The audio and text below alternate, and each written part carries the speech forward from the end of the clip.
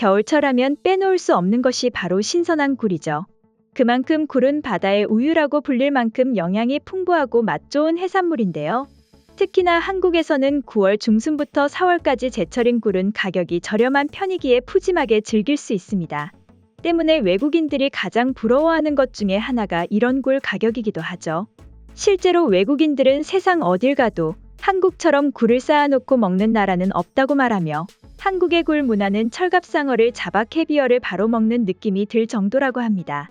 그렇다면 유럽의 굴 가격은 얼마나 비싸길래 이런 반응을 보여주는 것일까요? 유럽에는 우리나라와 달리 갯벌이 없기 때문에 양식도 어려운 환경이며 잘 잡히지 않아 굴 가격이 비싼 편입니다.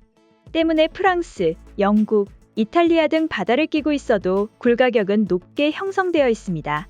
일례로 이탈리아의 경우 새벽 수산시장에서 굴 한 개당 가격은 약 2에서 3,000원 정도이며 비싼 것은 한 개당 6에서 7,000원대를 보인다고 하는데요.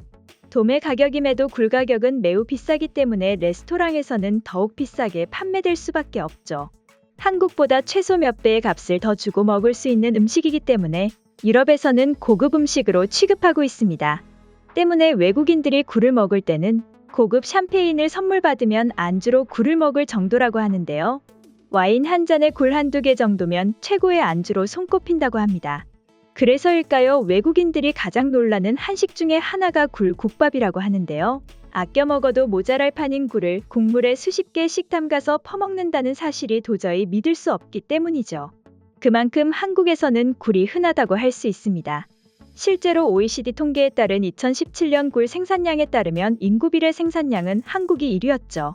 한국은 서해안, 남해안 일대를 둘러싼 갯벌 환경이 존재하기 때문에 자연적으로 굴이 성장하기 좋은 환경이 마련되어 있습니다.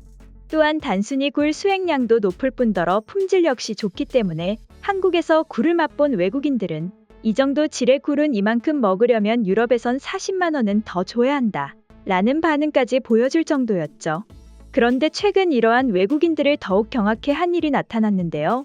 굴이 너무 많다 보니 굴 껍데기를 감당하지 못해 이를 이용한 발명품까지 개발했다는 소식이 전해졌기 때문이죠.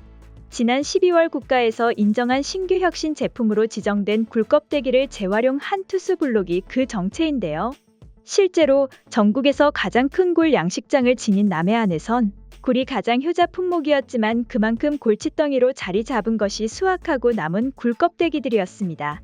통영과 고성 등 경남 남해안에서 발생하는 굴 껍데기는 해마다 38만여 톤에 이른다고 하는데요. 이 가운데 동해상에 버리거나 혹은 토양 개량용 칼슘 비료의 원료로 쓰이는 것이 약 28만 톤으로 이를 제외하고도 여전히 10만 톤이 남는다고 합니다. 처리량보다 생산량이 워낙 많다 보니 일어난 불상사였죠. 외국인들은 이마저도 사치라고 여기고 있었지만 굴 양식업에 종사하는 어부들에겐 이만큼 골칫덩이가 또 없었습니다. 그도 그럴 게 처리 비용이 만만치 않아 굴 생산 업체마다 껍데기를 처리하는데 해마다 수천만 원을 쓰고 있는 판국이라 하는데요. 이런 가운데 탄생한 굴 껍데기를 활용한 투스블록은 그야말로 혁신 그 자체였습니다.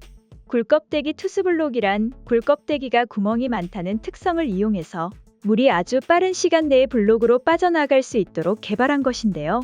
단순히 쓰레기를 재활용했다는 것을 넘어서 기존의 블록보다 12배나 빗물 빠짐이 좋아 시간당 500mm까지 빗물을 처리할 수 있다고 합니다. 가격도 1제곱미터 설치 기준으로 25,000원 정도라 기존 제품에 비해 15% 정도 더 저렴했죠. 무엇보다 6kg 블록 하나에 1.8kg의 굴껍데기가 들어가 팔로만 제대로 마련된다면 한 해 최대 5만 톤의 굴껍데기를 처리할 수 있다고 합니다. 외국인들에겐 굴을 양껏 먹는 것도 신기한데 이젠 너무 많아 이런 발명품까지 만들어야 할 정도라는 것이 신기하게 다가온다고 하니 한국의 굴이 어지간히 부럽긴 부러운 것 같은데요. 오늘의 준비한 소식은 여기까지며 다음에 더욱 새로운 소식으로 여러분들을 찾아뵙겠습니다. 감사합니다.